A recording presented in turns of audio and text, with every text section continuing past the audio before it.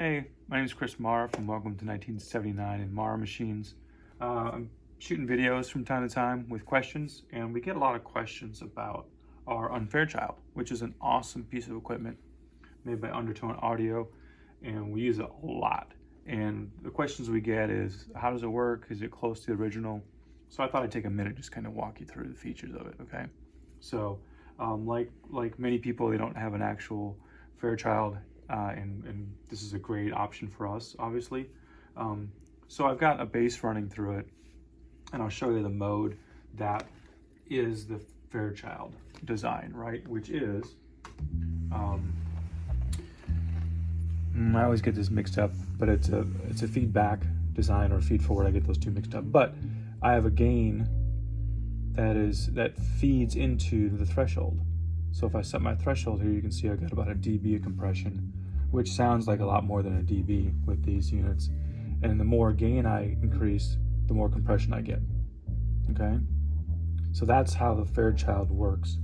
And then what they did with the Unfairchild is they have the 6 attack and release presets that the Fairchild has, which is awesome.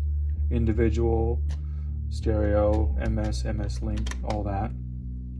And then what Unfairchild added was some variable attack and release, which means I can set this relationship here, like a 3 and a 6, 3 attack, 6 release, and then I can toggle through these variables to make this 3 and this 6 longer as I go to the right, which is great. I can custom tailor my attack and releases and then kind of filter through or go back to the original presets that Fairchild had set.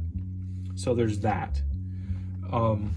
Another feature that they suggest in the manual is they've got a sidechain insert here, and they suggest using a Y cable, I think it even comes with it, to plug into the input and the sidechain input. So that gives me the opportunity to change how this works. So remember I said this gain affects the threshold, the compression, right? And there's no makeup gain, which takes a little getting used to.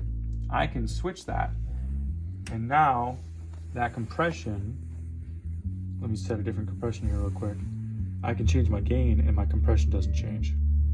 And the compression I get is much more grabby. It just sounds different, which is a little easier to use. And to toggle between the two, because you notice when I'm here, I don't have a lot of compression. In standard operating mode, we'll call it. And what I've learned is I can just flip and change my threshold right here to better match. So if I want to just A/B it a little bit, I just switch my threshold as I flip that switch.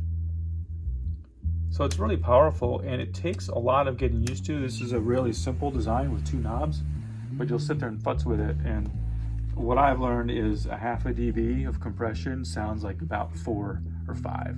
So if you get a chance to use one of these, grab it. If you're here next time, request it on something you want, we'll throw it on there. It's a lot of fun.